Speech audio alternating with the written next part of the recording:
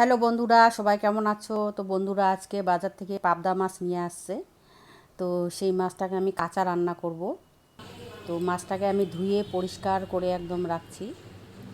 তো সাথে নিয়ে নিয়েছি হলো তোমার পেঁয়াজ, টমেটো আর আদা আদা জিরা বাটা। এখানে আমি সর্ষা পোস্ত কিছু ব্যবহার করব না, আদা বাটা দিয়ে করব। আর এখানে কাঁচা লঙ্কা আর আদা।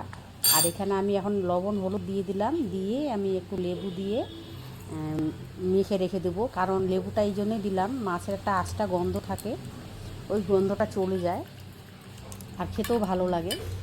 তোমরা অবশ্য ট্রাই করে দেখো, ভালো লাগবে। তো তো বন্ধুরা, আমি মাছ ভাজছিলাম আগে, তা সেই তেল দিয়ে আমি রান্না করব। তো প্রথমে আমি কালা জিরে দিয়ে দিলাম, কাঁচা লঙ্কা দিয়ে দিলাম, আর একটু রসুন দিয়ে দিলাম। দেওয়ার পর আমি টমেটোটা দিয়ে দেবো। টমেটো হালকা ভাজা হয়ে গেলে তারপর আমি পেঁয়াজটা দিয়ে দেবো। তো তোমরা দেখতে থাকো, পুরো ভিডিওটা দেখবো, আশা করি ভালো লাগবে। তো আমার টমেটোটা ভাজা হয়ে গেছে, এবার আমি পেঁয়াজটা দিয়ে দিলাম। তো হালকা একটু ভাজা ভাজা হয়ে গেলে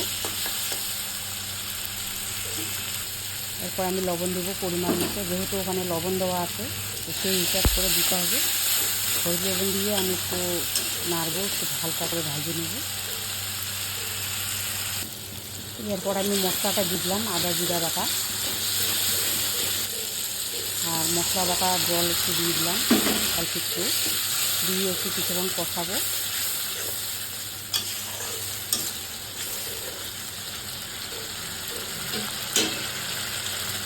এরপরে আমি মাছটাকে এক এক করে দিয়ে দেবো। এটা বেশি হিট দিয়ে রান্না করা যাবে না, আর বেশি নাড়া যাবে না, কারণ বেশি নাড়াচাড়া করলে পরে ভেঙে যাওয়ার ভয় আছে। তো এবার আমি থালা দিয়ে ঢাকা দিয়ে দেবো, আর খুব হালকা আঁচে রান্না করতে হবে। আর এখানে এক এক করে আমি মাছটাকে উল্টে দেবো। এটা কিন্তু ঝোল হবে না, একদম শুকনো শুকনো হবে। তো আমার একদম রেডি হয়ে গেছে। এখানে কসুরি মেথি দিয়ে দিলাম, আর এটা হলো তোমার গরম মশলা, তো জিরা দিয়ে দিলাম গুঁড়া। তো একদম রেডি হয়ে গেছে বন্ধুরা। তোমাদের কেমন লাগলো আমার এই রেসিপিটা অবশ্যই কমেন্ট করো, আশা করি ভালো লাগবে। তো চলো, টাটা বাই।